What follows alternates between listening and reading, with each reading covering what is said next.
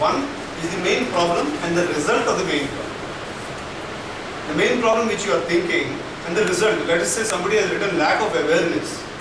Now lack of awareness is not a problem in itself if there is nothing which is happening wrong. But what is happening because of the lack of awareness?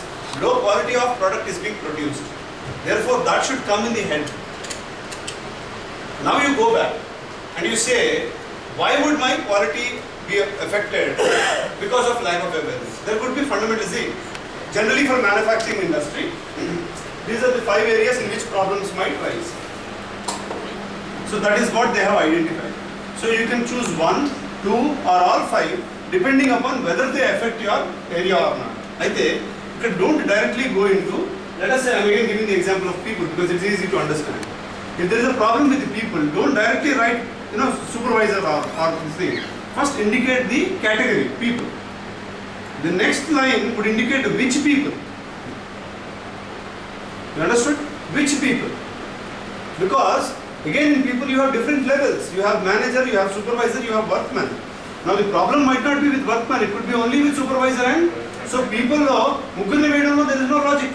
You have to indicate those 2 people where the problem arises. Now after you write the people specifically, let's say manager. What is the problem with manager? Let us say he is not giving clear communication or he is an impatient manager, doesn't take feedback. Correct or not? So on that manager line, draw another line and write this is the reason. So he could have more than one problem. Not necessarily one problem, no? That supervisor might not be enough experienced, or he might have come from another department who doesn't have enough exposure in this department, or he could be basically an incompetent leader, or his leadership style could be wrong. So these are different kinds of problems with one person. On that fellow's line again you will indicate different kind of scales and write down each problem. Now when you are trying to resolve the problem, you will not search for solutions for the main problem. Lack of awareness will not be the area where you will address. That small line which has come out of that last indicator, that is what you will try to resolve. Why? Because in resolving that, you are automatically resolving one aspect of the entire total problem.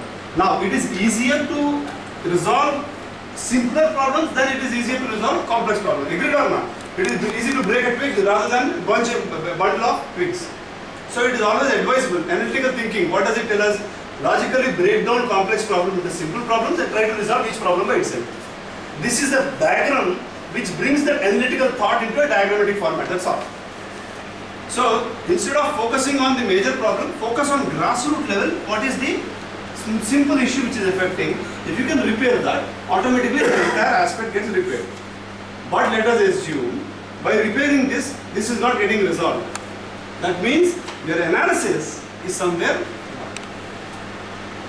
So at least, manaku oka map undundi. Enti, mana analysis correct kada, ekkada pothunna problem, where is the solution we are searching ana oka basic construct untundi. So for any problem, whether it is small or big, if you can draw a fishbone diagram, your job of finding solutions becomes much easy.